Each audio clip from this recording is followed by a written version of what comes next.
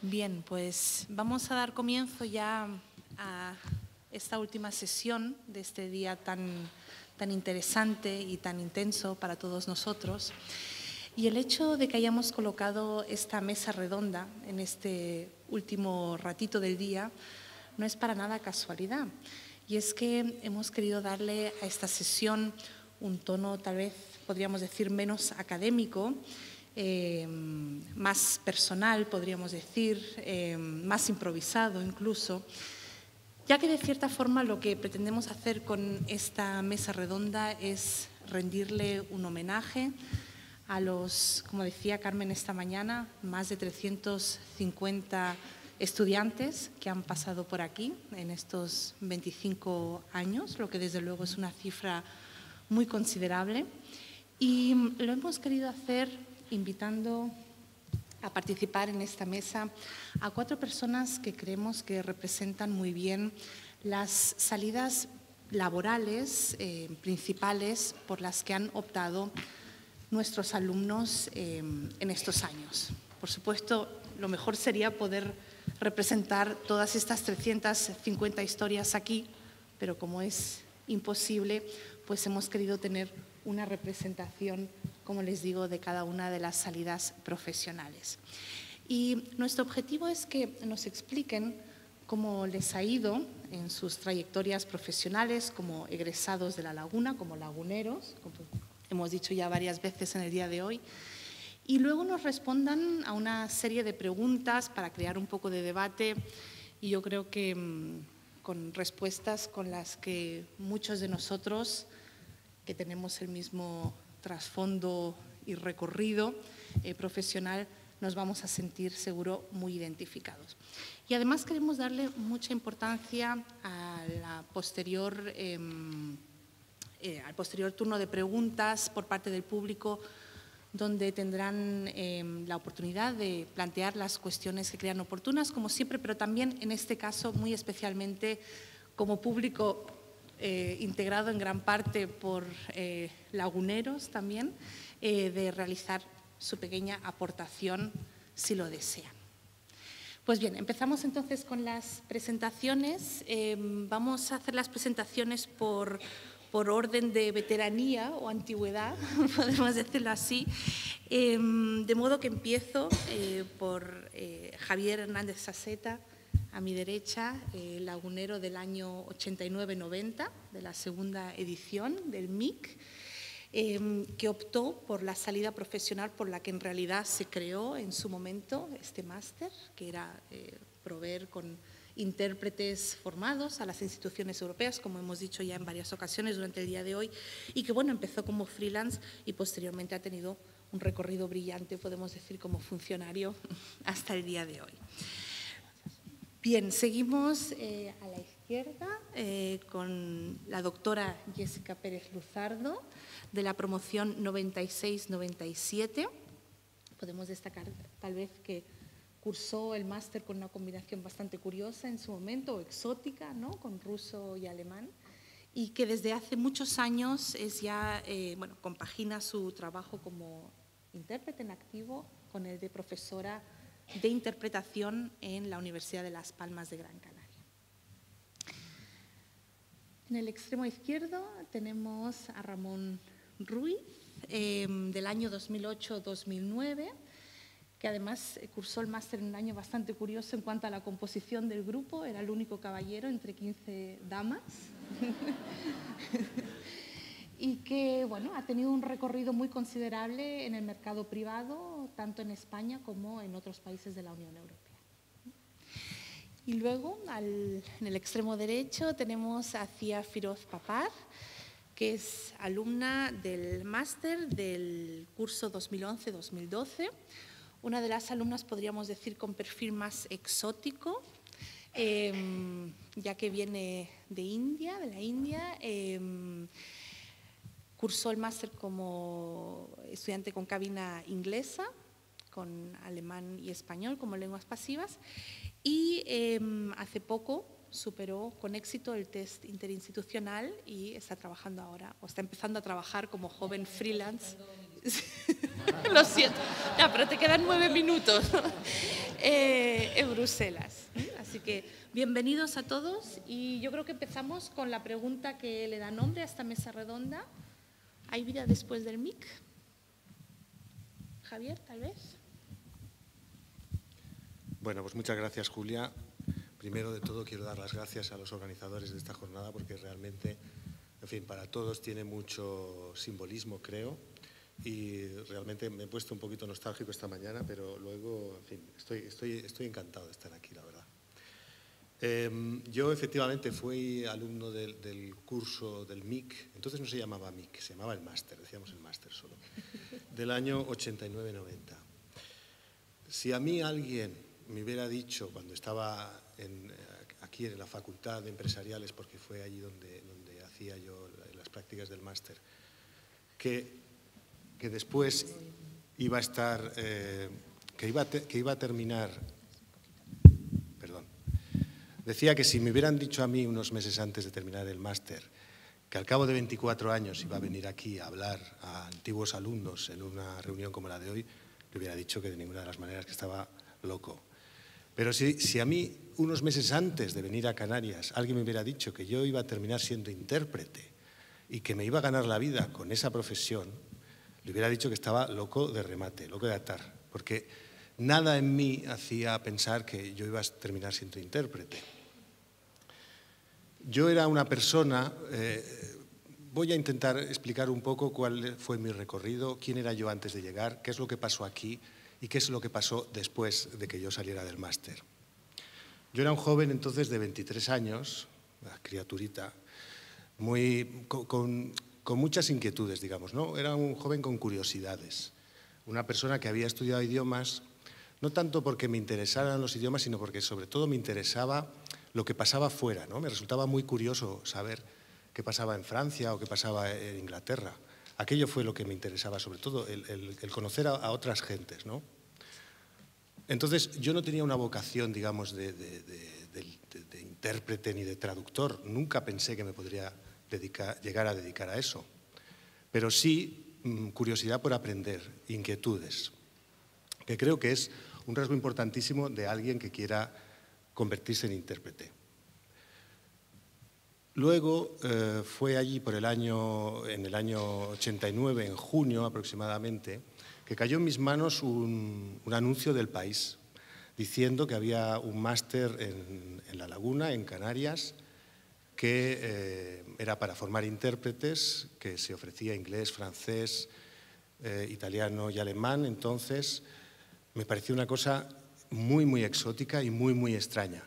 Pero bueno, había un número de teléfono, llamé, y alguien al otro lado del teléfono fue lo suficientemente capaz e inteligente como para convencerme de que me acercara a Madrid, donde iban a hacer una prueba de acceso. Yo, sin mucho convencimiento, fui allí, porque realmente pensaba que aquello no iba conmigo.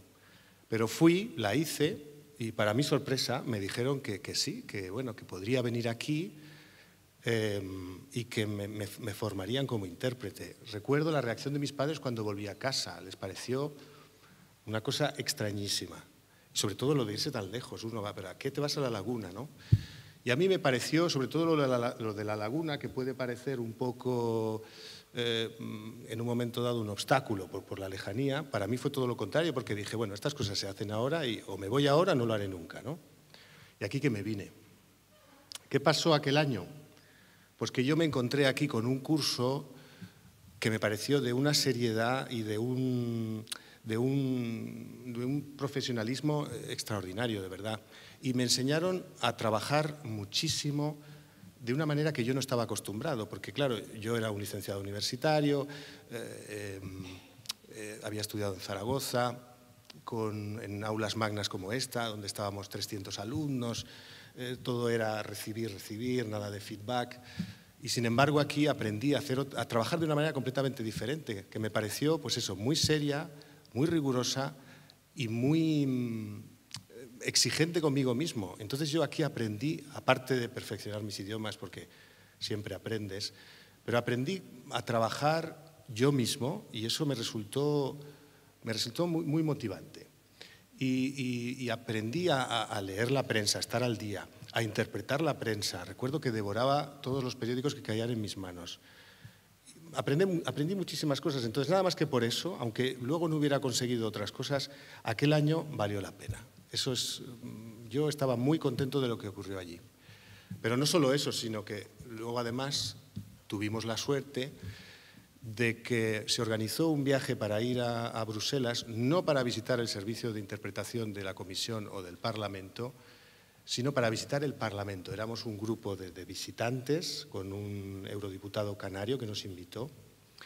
Y recuerdo cuando yo entré por primera vez en la sala del Pleno del Parlamento en Estrasburgo, que me pareció aquello un ovni gigantesco, porque además tenía forma redonda, así como de ovni que iba a salir hacia arriba. Nos sentaron en la tribuna de visitantes y escuché a los intérpretes trabajar por primera vez. Yo, que hasta hacía unos meses no sabía lo que era lo de la interpretación, me pareció fascinante. Yo dije, ay, me encantaría terminar en una de esas cabinas, ¿no? Fue muy buena experiencia.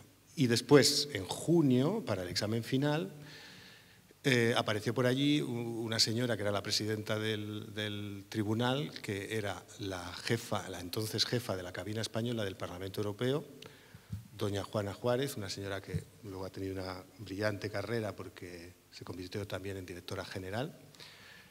Y había también alguien del Ministerio de Asuntos Exteriores de Madrid. En fin, que yo hice mi examen allí sin mucha fe, pero cuando terminé me dijeron que, bueno, que si iba a Bruselas, que a lo mejor me daban trabajo, para mi sorpresa, con que allí me planté en Bruselas. Y allí empecé a trabajar al cabo de 3 semanas de haber terminado el máster, ya me ofrecieron mi primer contrato. Yo no sé si eso fue un signo de mucha responsabilidad por parte de los servicios de contratación del Parlamento, pero bueno, me pusieron en una cabina muy bien escoltado, en una experiencia muy dura al principio, porque sí, aquí nos habían enseñado cómo hacer consecutivas y simultáneas, pero en un entorno muy acolchado, digamos, en unas cabinas allí muy bien rodeados.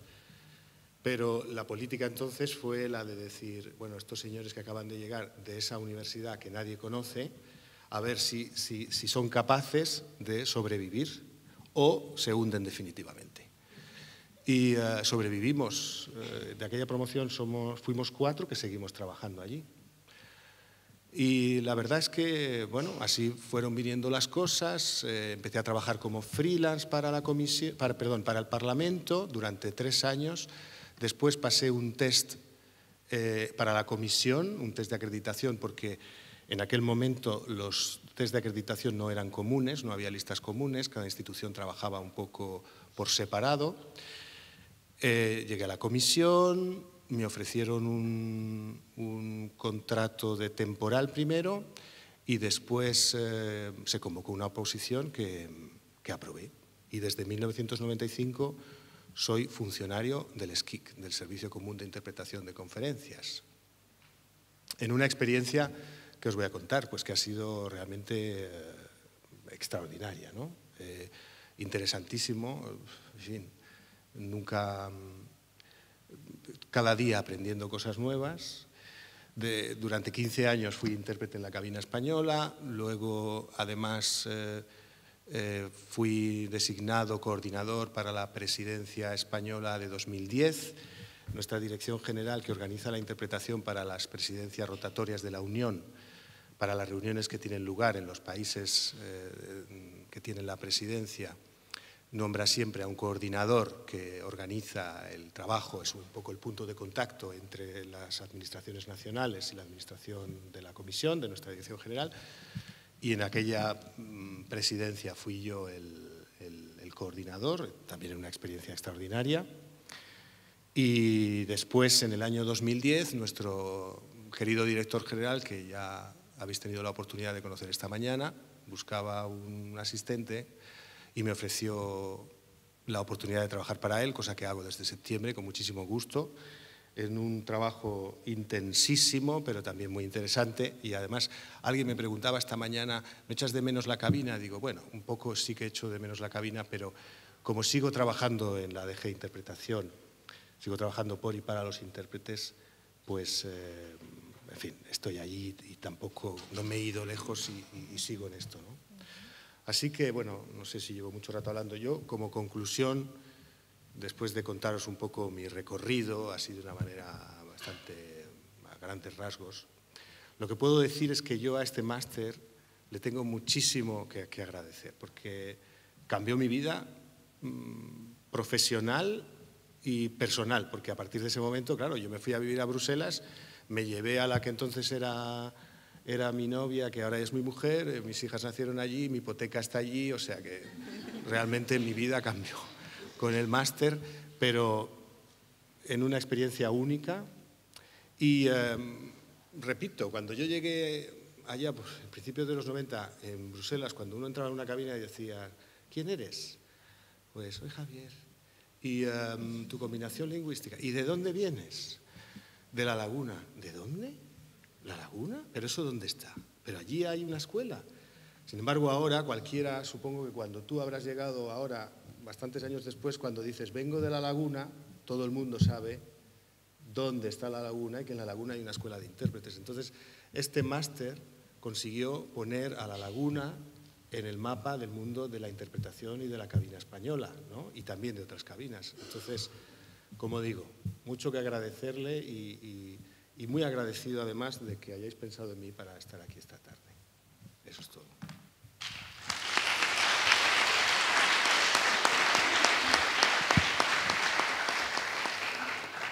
Pues muchas gracias, Javier, y siguiendo con los agradecimientos, creo que también te tenemos mucho que agradecer a ti, porque es fácil a veces, cuando a uno las cosas le van bien, olvidarse un poco de cuál ha sido el recorrido, pero tú has mantenido el contacto en todos estos años y siempre pues has dejado el nombre de La Laguna en muy buen lugar y creo que eso también es de agradecer. Bien, seguimos entonces con la doctora Jessica Pérez Luzardo, que nos va a hablar de su propia experiencia. Bueno, mi experiencia no es nada... Creo que mi experiencia no es la que resulta de la elección de venir al máster de interpretación de conferencias de La Laguna. O sea, cuando uno piensa cursar el máster de interpretación de conferencias, necesariamente no está pensando en este resultado. Pero lo cierto es que yo no echo de menos nada porque estoy muy feliz con cómo ha sido mi trayectoria a partir del máster. Yo llegué al máster, al igual que contaban, y yo creo que es una experiencia bastante general, recién salida del cascarón.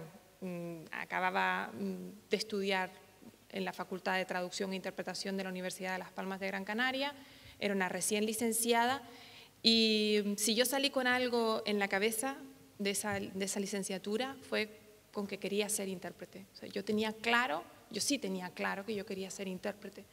No tenía otra cosa más clara que esa. Y lo que me veía muy joven y muy ignorante, yo era muy consciente de que era una persona muy ignorante por la juventud, pero así todo cometí la temeridad de venir a presentarme a los exámenes de acceso al máster, pensando que no iba a pasarlo, francamente, y que me daría pues un año para saber, ya sabiendo a qué me enfrentaba, prepararme en 1 año, 2 años. Y en medio, entre que me presenté, se supieron los resultados, salió una plaza en la Universidad de Las Palmas de Gran Canaria para cubrir unas horas de docencia de alemán. Y me presenté y me la dieron. Y me llamaron del máster. ¿Que ha aprobado los exámenes de acceso al máster? Ah, pues también lo hago.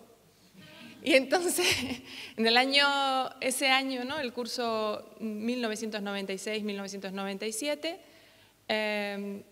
estaba dando clases en la Universidad de Las Palmas de Gran Canaria, que está a media hora de avión, y estaba aquí, en el máster a tiempo completo. Entonces fue un poco un año de locos, pero muy bien aprovechado, muy bien aprovechado. Al igual que contaba, a mí me cambió el MIC, porque me enseñó unos hábitos, yo siempre he sido muy exigente conmigo misma, pero me enseñó unos hábitos y a ser todavía más exigente. Y además aterricé en lo que es un buen nivel de lengua y de conocimientos culturales y generales enciclopédicos. Y ya una persona curiosa, porque yo siempre he sido bastante curiosilla, encontré pues, el curso ideal para estimular todas esas ansias, ¿no?, de conocimiento que yo tenía. Sin embargo, lo que sí es cierto es que a partir de aquí ya nuestras historias se separan, porque a partir del viaje a Bruselas que hacíamos, ya se había, creo que, institucionalizado en aquel momento, ya en 1996-97, el viaje a Bruselas y conocer la realidad del intérprete de conferencia, yo cambié de opinión. Y a mí ya no me parecía tan atractivo ese mundo. Y no me parecía muy atractivo tener que cambiar mi lugar de residencia, que yo vivo en Las Palmas de Gran Canaria.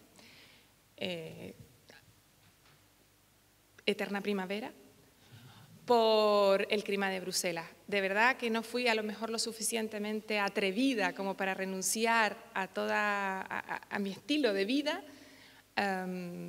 por aquello. Y me replanteé, porque yo hasta ese momento lo tenía clarísimo, que yo iba a terminar el máster de interpretación de conferencias, que tenía que incorporar, yo estaba trabajando con alemán, ruso e inglés en el máster, porque había que tener 3 lenguas europeas para cursarlo, pero yo tenía claro que yo iba a continuar esforzando por ampliar mis conocimientos en inglés e incluso incorporar el francés, que yo quería estudiar en las instituciones europeas. Pero a partir de ahí dije, bueno, no, el mercado local tampoco está tan mal. Y entonces pues decidí que no, y me quedé en Gran Canaria. Afortunadamente me renovaron el contrato en la universidad y me lo siguieron ampliando, y me hice traductora jurada de alemán, y he sido de todo, porque yo sé que hay muchos intérpretes de conferencias que nunca hacen una traducción, jamás hacen una traducción, jamás se meten en una consulta médica o en una notaría, pero yo he sido traductora jurado, traducción escrita, intérprete para los juzgados, he ido a psiquiátricos, pero también he hecho interpretaciones consecutivas en ruedas de prensa y he jugueteado pues con... El mercado local es así, realmente. El que se dedica a la interpretación en Canarias normalmente se lo permite, ¿no? El mercado se lo permite. Y al mismo tiempo he tenido la suerte de poder especializarme dentro de la universidad, porque yo empecé dando clases de alemán, después di clases de traducción de ruso, después di clases de ganchillo y confección, después di clases de interpretación simultánea de alemán, después di de interpretación consecutiva de alemán, después he dado clases de interpretación simultánea de inglés, interpretación consecutiva de inglés, es decir, que me ha permitido después en la universidad dar ya exclusivamente clases de interpretación, y toda mi investigación, yo descubrí eso, que me encantaba investigar, no lo sospechaba. Entonces pues hice mi tesis doctoral sobre didáctica de la interpretación. Precisamente creo que el máster tuvo mucho que ver, no solo la facultad, en que eligiera ese itinerario, porque yo me imaginaba las técnicas que se habían utilizado para el aprendizaje, enseñanza-aprendizaje conmigo, ¿no?, durante toda mi formación, en gente pues con mayor ansiedad, pero con muy buenas competencias, y decía, no funcionaría. Y entonces, algo que en aquel momento todavía no estaba tan investigado, pues hicimos un estudio, ¿no?, con ejercicios previos, cómo los ejercicios previos facilitan la interpretación. He estudiado la calidad en la interpretación de conferencias junto con la Universidad de Granada, un grupo que hay allí muy activo, el ESIS, con Ángela Collado, y ahora estoy ya desde la tranquilidad que me da estar acreditada para ser doctora y estar acreditada para titular, pues me quiero dedicar a estudiar la ansiedad en la interpretación simultánea, y tenemos un proyecto amplio Algunos sonríen porque han tenido que rellenar unos cuestionarios recientemente, a lo mejor relacionados con eso, pero quiero estudiar pues eso, la ansiedad, la motivación, el optimismo, factores psicológicos y cómo eso, el hecho de cómo lo viven las personas los hacen, pues no sé, más, que su rendimiento sea mejor. Y bueno, eso he sido yo. No es tan, no sé, tan interesante a lo mejor, ¿no?, como salida profesional, pero yo estoy muy satisfecha. Y además me consta que, por ejemplo, está aquí Marta Arumi, que estuvo antes sentada en la mesa, que es de mi promoción y que también se ha quedado vinculada a la universidad, es doctora y investiga temas relacionados. Pues nada, muchas gracias.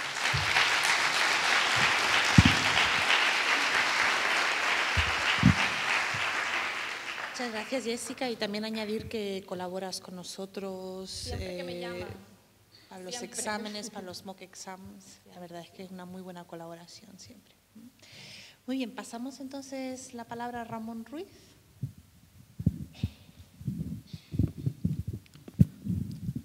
Hola a todos, ¿se oye bien?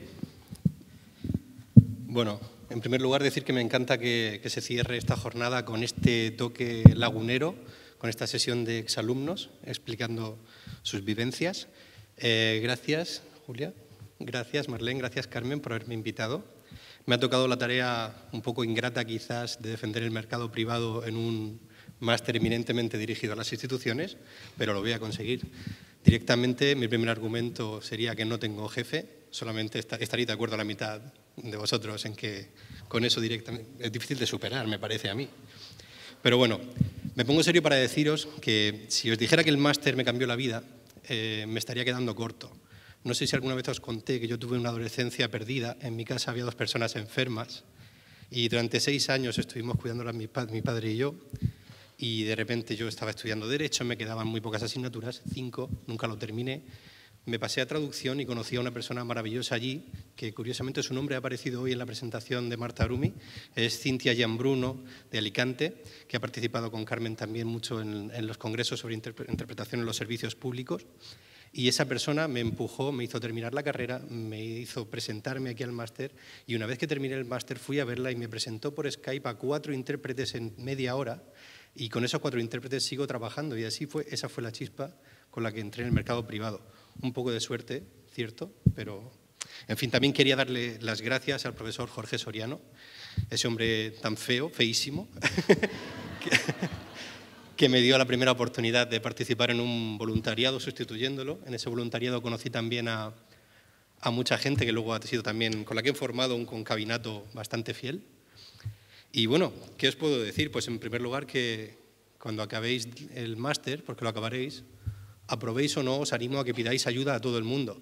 Se habla de que en esta profesión hay mucho divismo y hay mucho ombliguismo, pero yo no me lo he encontrado. Yo solo he encontrado gente con las manos abiertas y me han ayudado mucho, y ahora, después de 5 años de experiencia, intento hacerlo yo a mi vez. No siempre puedo, pero de verdad que lo intento. El concepto básico del mercado privado es el retour. Directamente os diría que quien no tenga retour es muy difícil que vaya a poder tener una entrada apabullante en este mercado, aunque conozco compañeros que les va muy bien también y están consiguiendo hacer una carrera sin tener retour. Además, retour de inglés.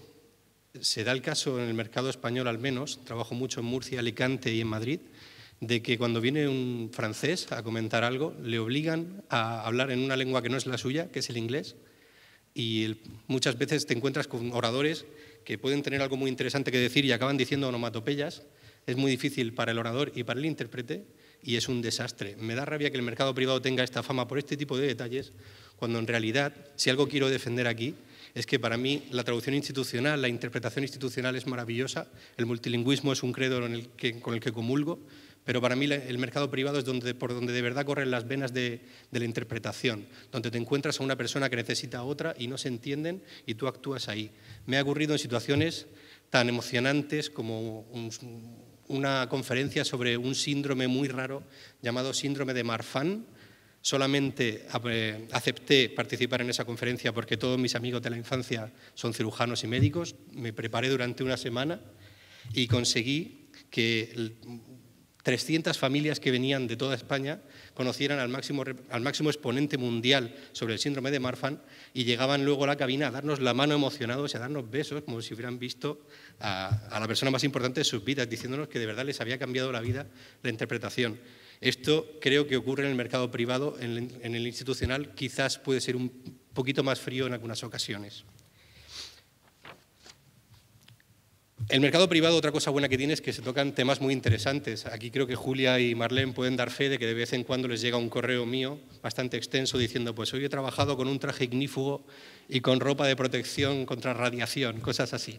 Porque suelo trabajar en centrales nucleares, por ejemplo, es un tema un poco controvertido, pero trabajamos en revisiones de seguridad.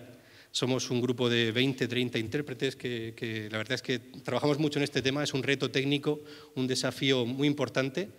Y nada, lo saco a colación porque me gustaría, de alguna manera, agradecerle al máster la formación. La cantidad de horas lectivas que tuvimos en un solo año fue increíble. De verdad nos concentramos en la consecutiva, en la simultánea. Fue una formación rigurosa y preciosista que me ha servido muchísimo luego en situaciones inverosímiles. He tenido tres conferencias sobre el brócoli, que es una cosa que a quien se lo cuentes no se lo cree.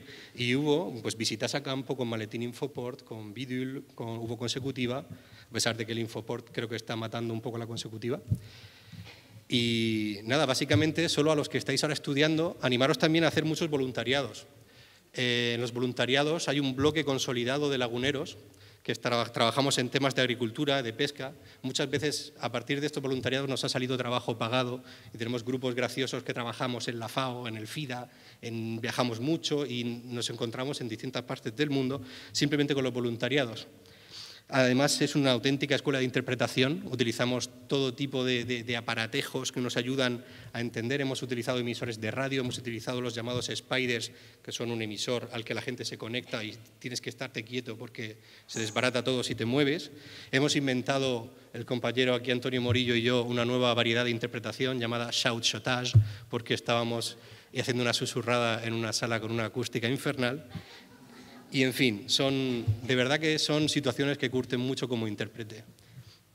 Y, por último, nada, deciros que este mundo es un pañuelo y con muchos de vosotros ya he trabajado y espero poder trabajar con los que estáis ahora mismo cursando el máster. Muchas gracias.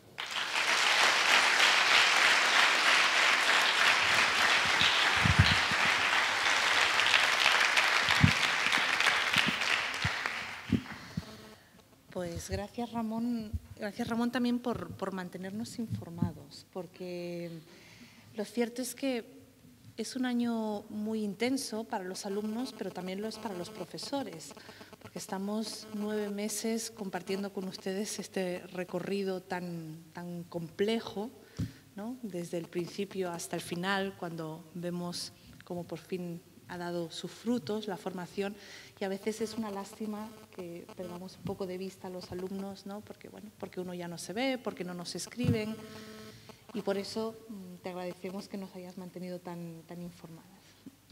Pues bien, pasamos ahora a Zia Firoz. Thank you. Good evening to everyone. Firstly, thank you to everyone who's been involved in organizing this event. I think it was the perfect excuse, perfect time of the year for all of us to flock to Tenerife. So thank you, Julia, Carmen, Marlene, Judith, everyone who's involved. Like Julia already said, my name is Zia Papar. I passed out from here 2011-2012 with English booth, Spanish and German. After that year, I was really lucky, and the masters called me back to stay on as helping in the training of the next year. I was there as a speaker for English. Some of them still have nightmares about my speeches. And I was also listening to the English booth, mainly from Spanish and also from German, even though I was going into English and Spanish. I think that year was great for me as well, because besides being able to contribute to the masters, which was great, I also learned a lot. It kept me in touch with the whole process and the world of interpreting, while at the same time giving me time to figure out what I really wanted to do. In addition to that, while I was here in Tenerife, in La Laguna, I was also teaching English classes in different combinations, private classes, also groups. I was doing translations. And I also had the odd day or two of interpreting right here in Santa Cruz and in La Laguna, which was my first entry into the professional world. Thereafter, in February 2013, I was invited for the EU accreditation test, which I passed. And thereafter, obviously, the logical question was, should I move to Brussels? Now, 3 weeks after Javier finished his master's, he was offered a contract. I was told something very different.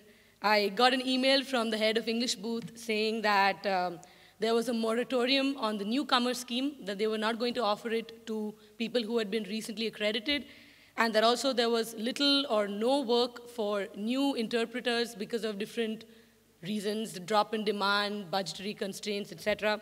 And therefore, that ideally, we should not move to Brussels. So this was a bit of a catch-22 situation, and I was thinking, well, what do I do? Do I want to keep up my interpreting skills, or do I want to eat? So considering that the basic human needs are, after all, décalage, clothing, and shelter, I said, okay, I have to go to Brussels. And for me, but it worked out as well, because I anyway wanted to add French to my combination, and since Brussels is relatively francophone, it was fine. So I was like, okay, I might as well go there. Since I'm there, if something is to happen, it will. So I began with all the paperwork, etc. And in September of last year, I officially moved to Brussels. And as you can see, it's only been 5 months, but I can say that I have been eating, so things are not that bad. I've had a total of, let's say, about 20 days of interpreting, of which maybe 10 have been from the institutions, 5 on the private market, and 5 volunteer interpreting assignments for the Via Campesina and Oxfam. And I've also been combining that with translation assignments as also proofreading. Now, I know it's really early in the day to talk about conclusions drawn from the experience, but just a few things that I've deduced in the short time that I've been there.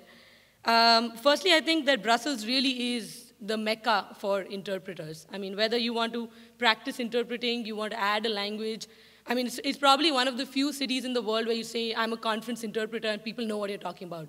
They don't just go, yeah. So at least that's great. So that's great. I mean, there's a lot of interpreters in Brussels, but there's also a lot of work. It has to be said, in addition to that, though, that you have to be very proactive. You have to contact agencies. You have to get in touch with people you know, people you might know, who you want to know. And you need to get yourself out there. You need to make sure that when they say your name, people will think of you. And when they say, oh, I need someone, English booth, German, Spanish, that they will think of you. Even on the EU front, actually, you have to be proactive, because the most of the work I've been getting has been off the quick calendar, where you have, it's very short-term contracts, where if they need someone, let's say in the next few days, they put it up on their online platform, and you click on there saying that you're available, and if you're lucky, you get their work. So, I mean, the thing about being proactive and putting yourself out there is not necessarily limited to the private market. It also applies to the institutions in that sense. Secondly, I think you need to decide relatively early on whether you want to go the institution's way, and that means that you need to add more passive languages, or you want to focus on the private market, and that would mean, as Ramon very rightly said, a retour. This obviously is a bit of a gamble, because you're still not really sure whether this whole interpreting thing is going to work out or not.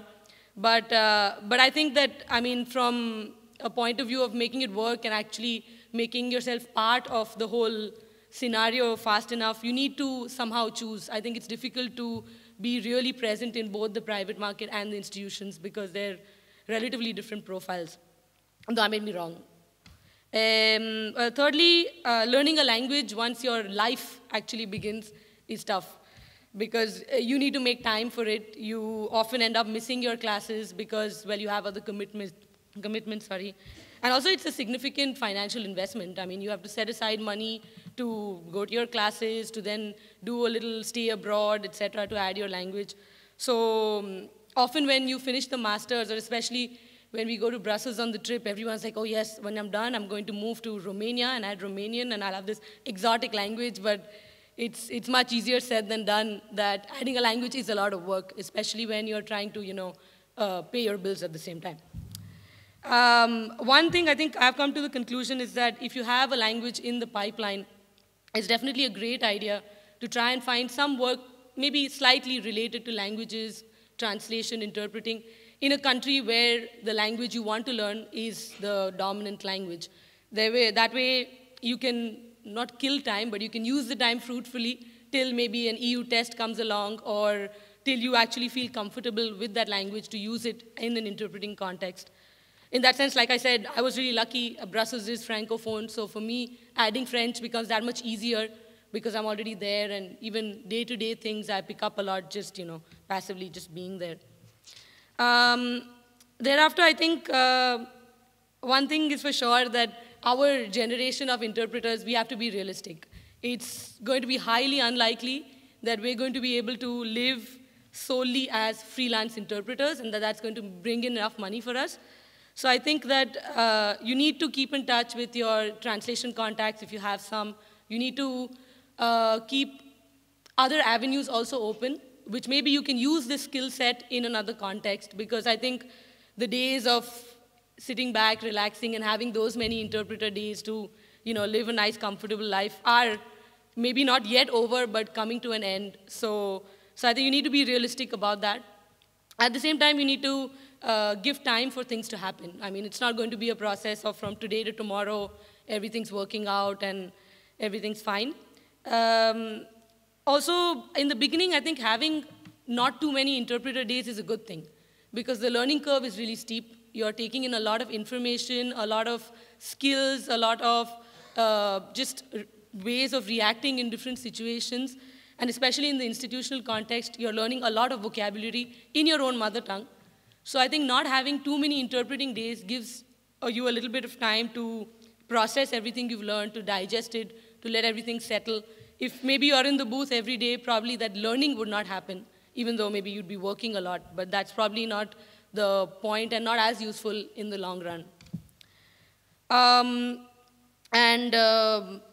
Last conclusion which I'll draw definitely is that irrespective of what you end up doing, whether you do end up in the institutions, on the private market, as a translator, or something completely unrelated to interpreting, I think the master's in itself teaches you a lot of things that will be very useful, in whatever you might do. It firstly teaches you a lot of self-discipline, and it forces you to be really strict with yourself, something that is always necessary. It teaches you a set of skills at a communication level, at an interpersonal level, that will make you stand out from the crowd. And lastly, it gets you in touch with wonderful people, be them your colleagues in your class, your professors, the organizers of the masters, all the other laguneros everywhere. So I think whatever you do end up doing, this is an experience worth going through. And hopefully in the 30th anniversary of the masters, I'll be able to give you more concrete conclusions after 5 years in the field. Thank you.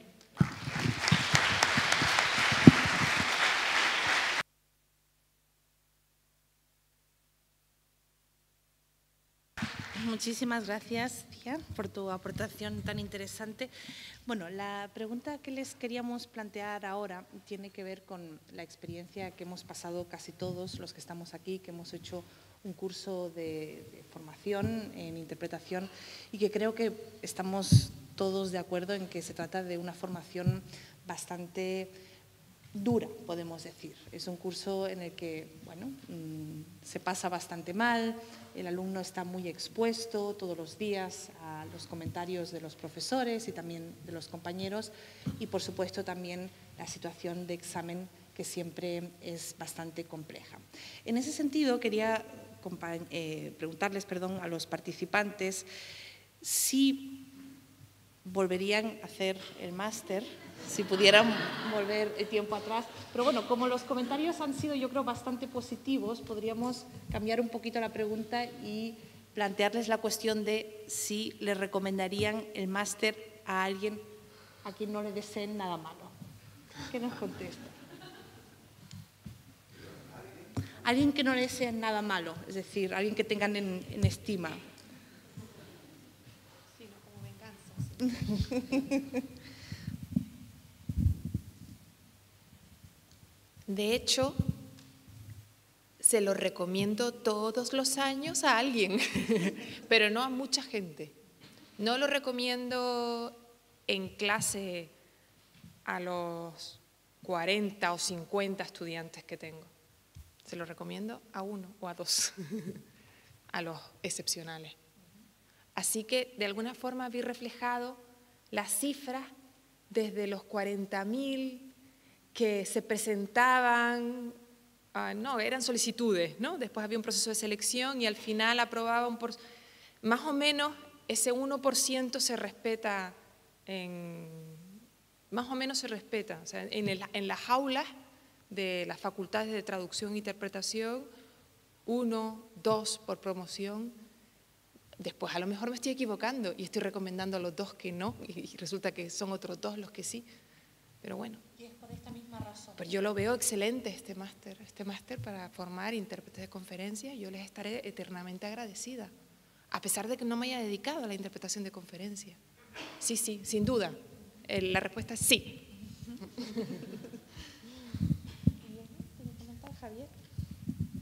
No, yo quería decir que, por supuesto, en fin, a mí, la historia que os he contado, efectivamente hace 25 años la situación no era la misma, la del mercado, ¿no? Pero yo, por supuesto, que se lo recomendaría a alguien que tenga muchas ganas de aprender y de superarse de verdad. Yo recuerdo que cuando yo hacía el máster solamente había habido una promoción antes, es decir, no había una historia real, y de aquella promoción nadie había llegado a Bruselas antes porque no se habían establecido los contactos. Entonces, a nosotros nadie nos prometió nada. A mí me prometieron una formación que luego a lo mejor me podría abrir posibilidades. Es lo que hice, me las abrió, pero no era tampoco el objetivo.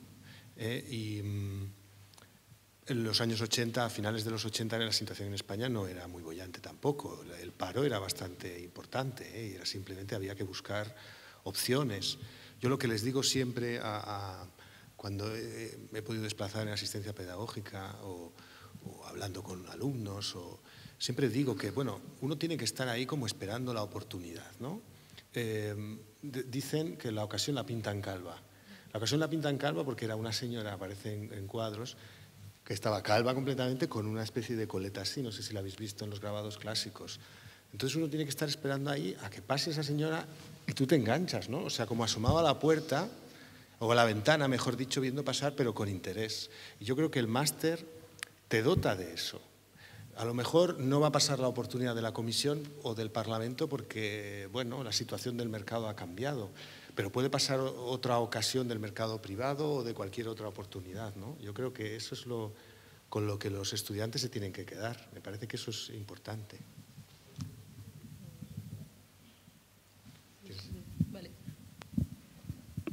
Yeah, I think I think anyone who asks me or even other, before coming here, I studied translation in Germany in Germersheim. And whenever people who I was in class with Spanish, if they ask me about the Masters in La Laguna, I only have good things to say. I think one of the big advantages this course has is that it's a one-year course. It's a very intensive 1 year, but it's a one-year course. So I think it gives you a chance to really experience what interpreting can be like. But at the same time, it's not such a substantial time investment if at the end you realize that, okay, maybe this is not meant for me. I think that the experience that you'll get with your languages here, if maybe you need to work on your Spanish like I really needed to, you can be here 1 year, make the most of that time as well. So I think that because of the fact that it's a one-year master's, I think that's a very big advantage. And often in, let's say like in Germany or many other places, the masters are 2 years. And in my opinion, that's a substantial time investment to then realize that, well, I don't really want to be an interpreter after all. And like I said, the skill set here is fundamental to being successful, I think, in any profession. So you'll come out on top either ways.